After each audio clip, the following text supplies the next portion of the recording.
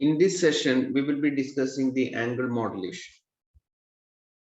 In angle modulation, the information signal may be used to vary the carrier frequency, giving rise to frequency modulation. So, frequency modulation. So, in frequency modulation, the carrier frequency is varied in accordance with the information signal. Or the information signal may also be used to modify the phase of the carrier, giving rise to phase modulation.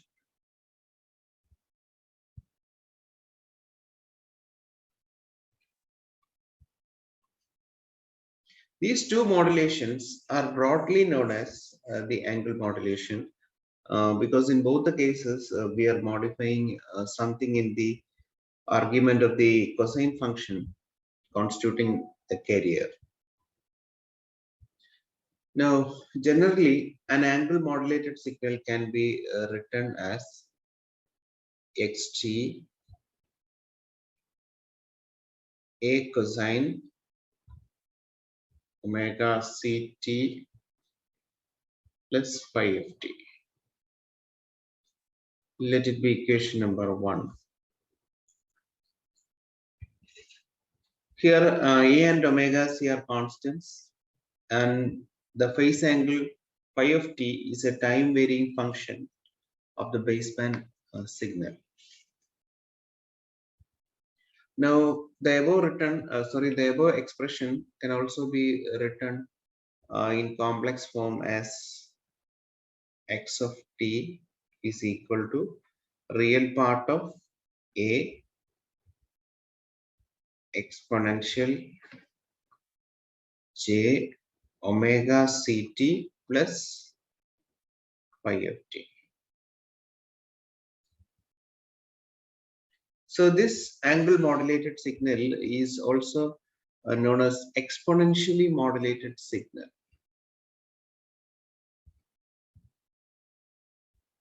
Exponentially modulated signal.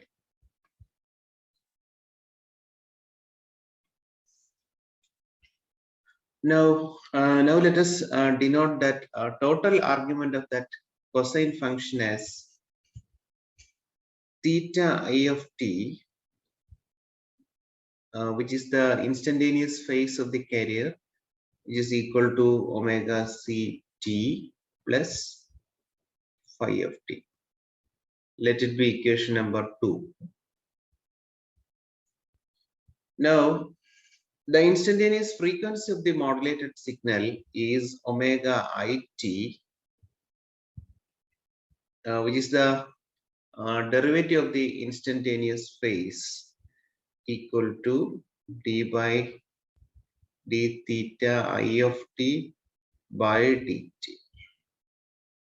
or that is equal to d by dt of omega ct plus phi of t, or omega it is equal to omega c plus d phi by dt. Let it be equation number 3. Here phi of t is referred to as instantaneous phase deviation. That is phi of t is the instantaneous phase deviation.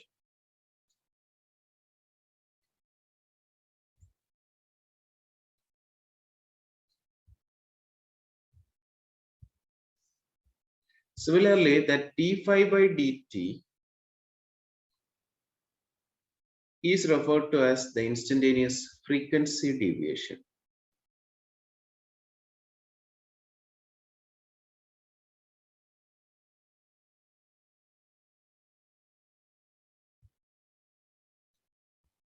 Instantaneous frequency deviation. So, based on the relationship between the phase deviation of the carrier of phi of t and the baseband message signal, I am representing that message signal as MT. In our reference textbook, the message signal is represented as EXT, and the modulated signal is represented as XC of T. To avoid that confusion, I am using M of T for the baseband message signal. So based on that relationship between phi of t and m of t, we have different types of angle modulation. Now, let us see the phase modulation first.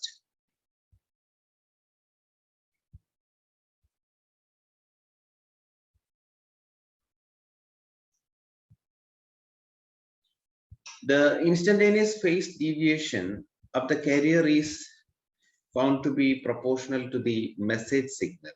That is, instantaneous phase deviation is phi of t.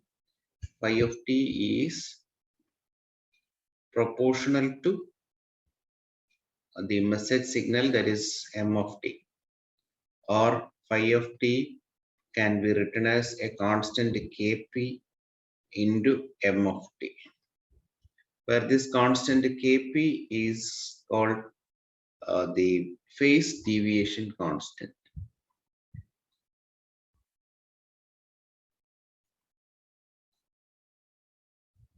That phase deviation constant kp is expressed in radian per volt.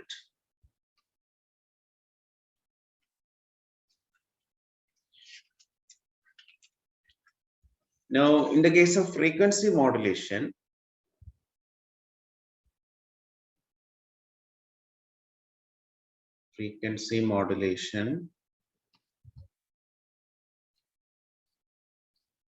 the frequency deviation of the carrier is proportional to the message signal.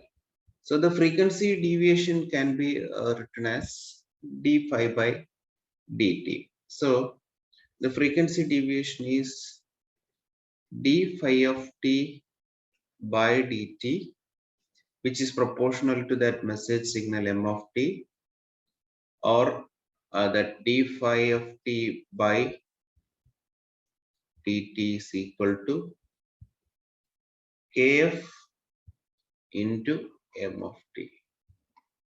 Here kf is the frequency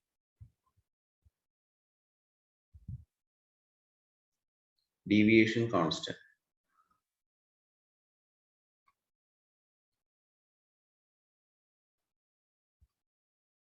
And it is expressed in radian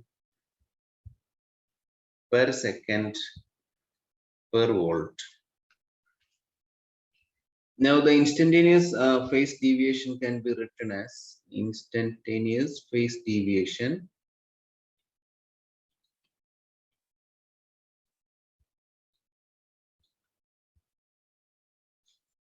phi of t is equal to kf into integral t0 to t ms ds plus phi of t0. Here phi of t0 is the initial phase angle at t equal to t0. It is usually assumed that t0 is equal to minus infinity and phi of minus infinity is equal to 0. Therefore, instantaneous phase deviation can be written as phi of t is equal to kf into integral minus infinity to t ms ds. Let it be equation number, let this equation be equation number 4. Let this be equation number 5. And it is equation number 6. Now, the frequency modulation can be defined in two ways. Either the instantaneous frequency deviation is proportional to that message signal, or the instantaneous phase deviation is proportional to the integral of the message signal. So we have defined the phase modulation, and frequency modulation. In phase modulation, it is seen that the instantaneous phase deviation is proportional to the message signal. In the case of frequency modulation, the derivative of that instantaneous phase deviation or that instantaneous frequency deviation is proportional to the message signal, or the instantaneous phase deviation is proportional to the integral of the message signal. Now we can write the equation for phase modulated signal and frequency modulated signal by substituting the equations 4 and 5 in equation number 1. So for phase modulated curve, equation number 1 can be modified as x of t is equal to a cos omega ct plus that phi of t can be replaced by kp into m of t.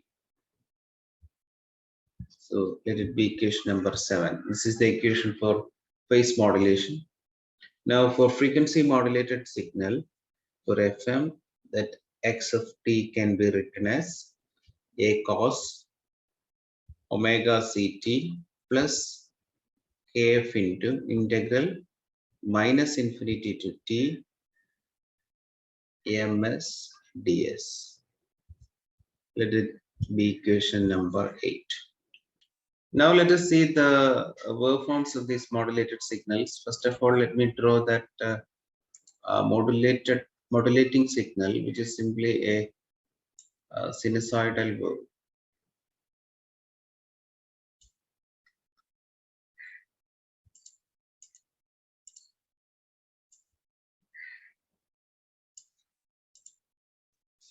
So this is the message signal, which is simply a sinusoidal wave.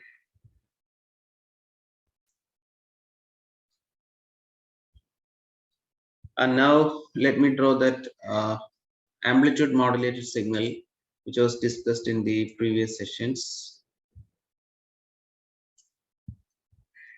So this is T. This is amplitude modulated signal. Let me draw that.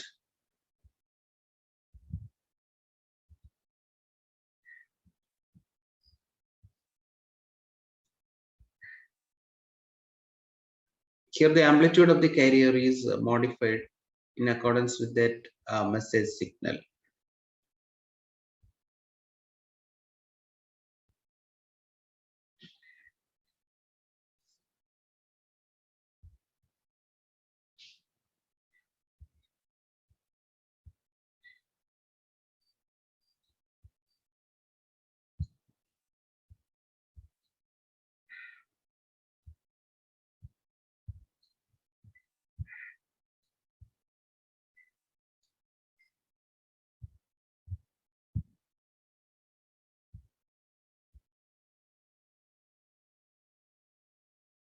Now this is the amplitude modulated signal. We have already drawn that. And next, let us see how does the frequency modulated signal looks like.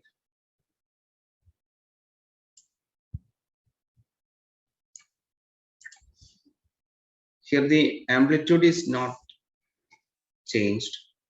The amplitude remains the same. So there is no change in the amplitude. Amplitude remains the same throughout.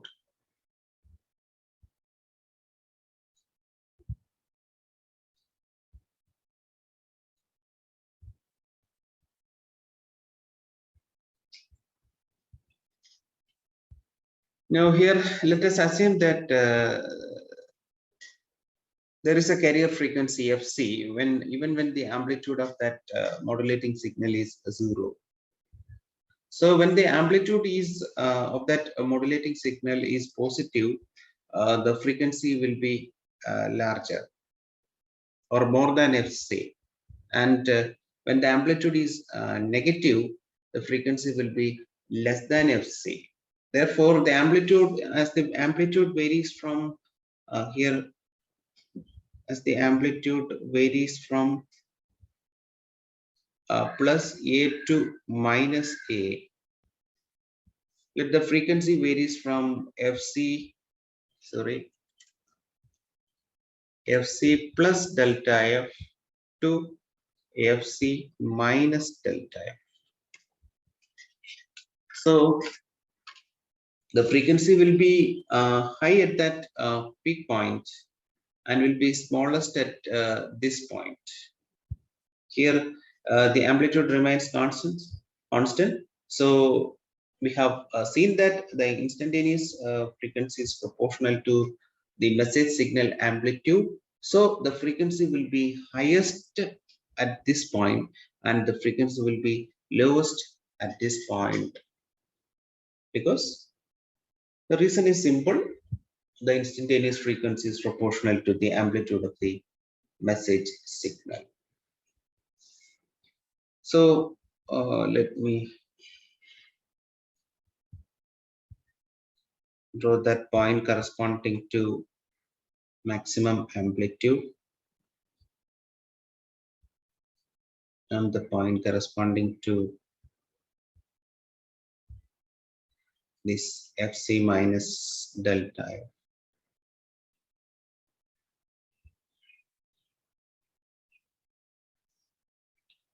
So at this point, frequency will be high. How can we represent a high frequency signal? Here the cycles will be very close to each other or becomes smaller in duration. So let me draw that.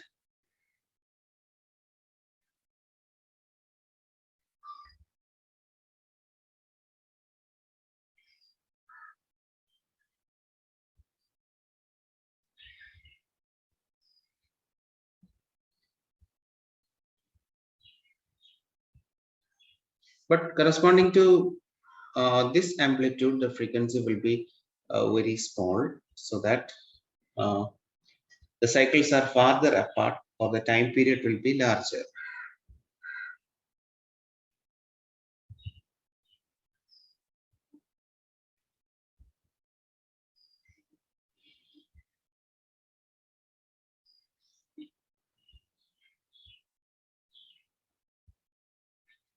This is how a frequency modulated signal looks like. So also you should remember an important thing, that here we are talking about the actual value of the amplitude and not the modulus of amplitude. That should be remembered. Okay. Now let us draw the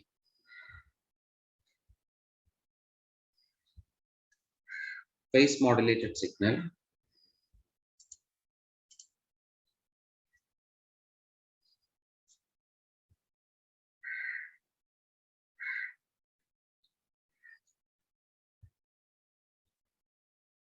Here it is t x pm of t. Here also the amplitude remains the same.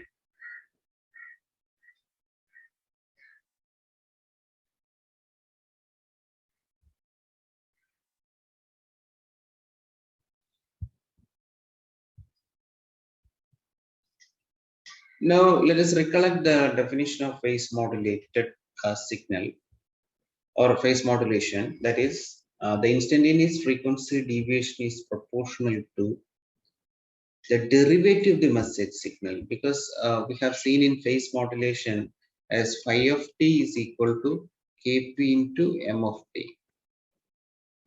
So the frequency deviation, that instantaneous frequency deviation, that's d phi of t by dt, that should be proportional to the derivative of that message signal, that is equal to kp into d by dt of m of t.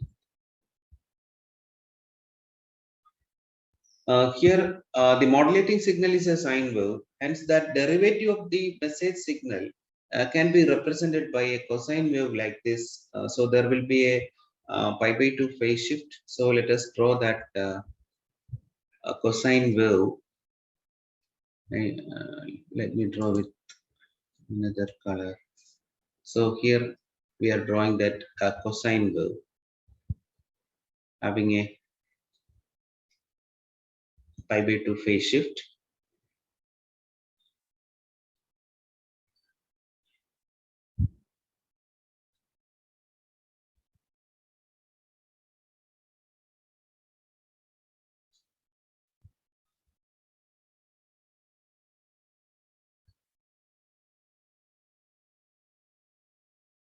So there is the point corresponding to that maximum amplitude. There is the point corresponding to that minimum amplitude. So let me draw that point.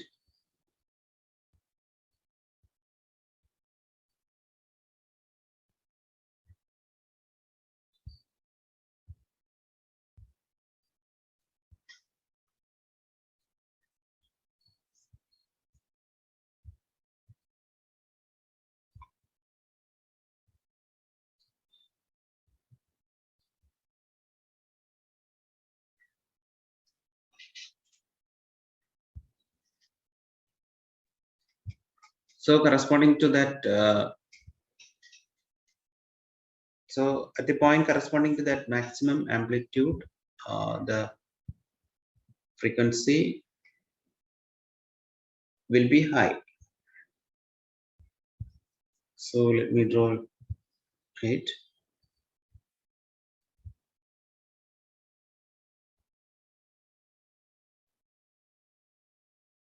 Now corresponding to this point, the frequency will be low, so that the duration of cycles will be larger.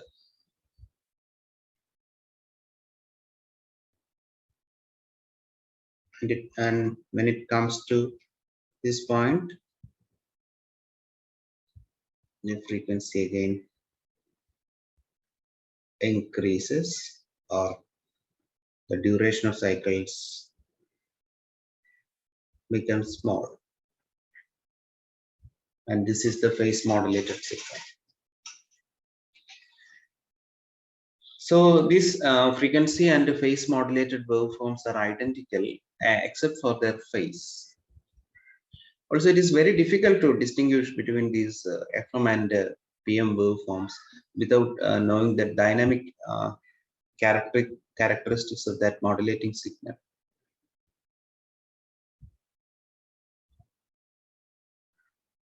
Also, it is very difficult to distinguish between that FM and PM waves without knowing that dynamic characteristics of that modulating signal. Okay, these are the waveforms of the FM and PM signals. In the next session, we will be discussing the spectral characteristics of the angle modulated waves. Thank you.